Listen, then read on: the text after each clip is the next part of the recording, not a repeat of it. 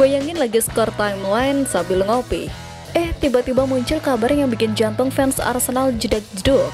Berisi Eze dikabarkan hampir mencapai kesepakatan dengan Arsenal. Jika benar terjadi, ini bisa menjadi langkah besar bagi The Gunners. Tapi seberapa dekat sebenarnya transfer ini terrealisasi? Nah, The Gunners disinyalir telah mencapai kesepakatan dengan Crystal Palace untuk merekrut Eze pada bursa transfer musim panas ini. Namun, proses finalisasi transfer gelandang serang berusia 27 tahun itu masih tertunda karena Palace belum menemukan pengganti yang ideal. Eze disebut sebagai target utama Arsenal pada bursa transfer kali ini. Pemain andalan Crystal Palace tersebut tampil impresif di Premier League dalam beberapa musim terakhir dan bahkan berperan penting dalam keberhasilan timnya menjuari Piala FA musim lalu.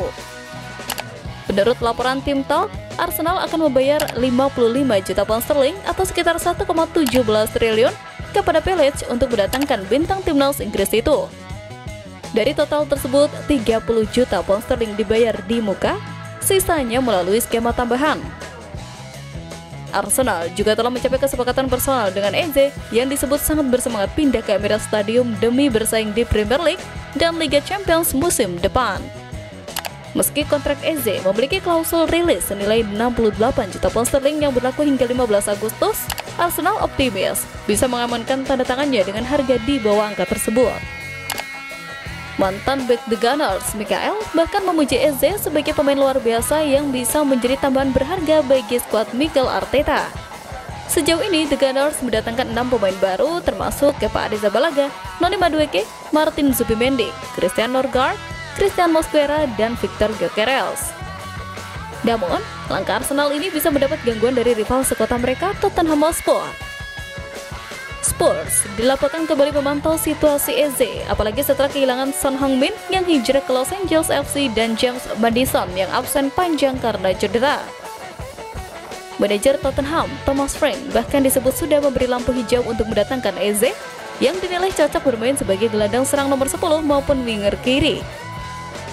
Tottenham sempat menawarkan skema pembayaran 45 juta pound sterling di muka, dengan sisanya dicicil sesuai klausul rilis. Meskipun ketertarikan Spurs sempat meredup, kini muncul spekulasi bahwa mereka siap kembali bergerak. Kendati ada ketertarikan dari Spurs, sumber yang dekat dengan pemain mengungkapkan bahwa fokus utama Eze tetap bergabung ke Emirates Stadium. Ia disebut ingin menyelesaikan kepindahan dan melihat Arsenal sebagai klub ideal untuk melangkah ke level berikutnya dalam karirnya. Jika Palace segera menemukan pengganti, Arsenal diyakini berada di jalur terdepan untuk merampungkan transfer ini. Namun, peluang bisa saja berubah cepat jika Tottenham benar-benar melayangkan tawaran resmi dalam beberapa hari ke depan. Eze hampir capai kesepakatan dengan Arsenal, sebuah langkah yang tampaknya bukan sekedar soal kebutuhan skuad. Cara bermainnya digadang-gadang jadi potongan yang cocok dalam puzzle yang sedang dibentuk Arteta. Mantan pemain Arsenal Penan menekankan bahwa Eze akan menjadi perekrutan strategis yang sangat menguntungkan bagi Arsenal. Pemain Crystal Palace itu dinilai bisa meringankan beban Kapten Martin Odegaard di lini tengah yang selama ini sangat diandalkan untuk kreativitas serangan. Menurut Penan, Eze merupakan pemain yang mampu memberikan kontribusi besar lewat kemampuannya mencetak gol, menciptakan peluang, dan mengubah jalannya pertandingan dengan dribble serta visi bermainnya. Ia menilai karakteristik tersebut sangat sejalan dengan gaya permainan Arsenal saat ini dan percaya kehadiran Eze bisa membawa dampak positif bagi tim. Penan menilai bahwa jika Arsenal ingin benar-benar bersaing di level tertinggi, mereka perlu mulai berinvestasi besar pada pemain berkualitas seperti Eze. Menurutnya, langkah semacam ini bukan hanya keputusan bisnis yang tepat, tetapi juga penting untuk membangun masa depan tim. Sementara itu, jika merapat ke Emirates, Eze tentu akan berharap menjadi starter reguler, terutama karena ingin mengamankan tempat di skuad Inggris untuk Piala Dunia 2026.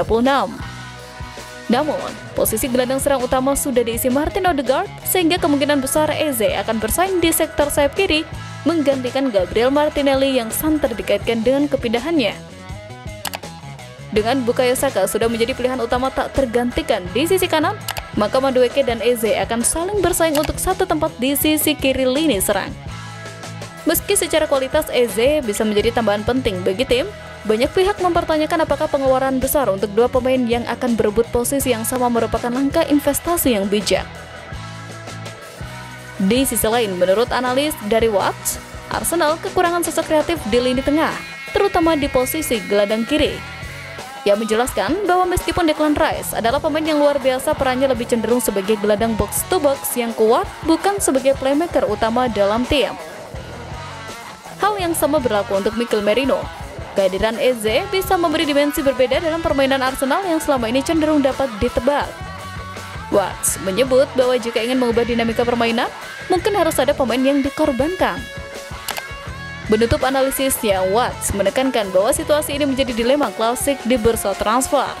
Mempertahankan pemain berpengalaman dengan kontribusi nyata, atau mengambil resiko dengan mendatangkan talenta baru yang lebih muda dan eksplosif. Kini, semua mata tertuju pada manajemen Arsenal dan Mikel Arteta. Apakah mereka akan berani melepas pemain yang selama ini jadi tumpuan demi memberi ruang bagi kreativitas baru? Ataukah Trossard justru akan mendatangkan kontrak baru dan bertahan lebih lama di Emirates? Yang jelas keputusan itu tidak akan diambil sembarangan, karena bagi klub sebesar Arsenal, keseimbangan antara pengalaman dan inovasi adalah kunci untuk meraih kesuksesan di musim yang akan datang. Kecocokan Eze dengan gaya bermain The Gunners membuat langkah ini sangat menarik. Namun, Arsenal juga harus memastikan komposisi tim dan keuangan tetap terjaga, yang kemungkinan berarti ada beberapa pemain yang akan dilepas untuk membuka ruang dan dana bagi kedatangan sang gelandang. Setelah mendatangkan Victor Gyökeres, Arsenal segera mempercepat penjualan pemain untuk menyeimbangkan keuangan dan memenuhi target melepas 5 pemain sebelum 1 September. Hingga kini, pendapatan dari penjualan baru mencapai 187 miliar, jauh dari target. Reiss Nelson menjadi salah satu pemain yang paling dibicarakan untuk dijual secara permanen, dengan Fulham sebagai peminat serius.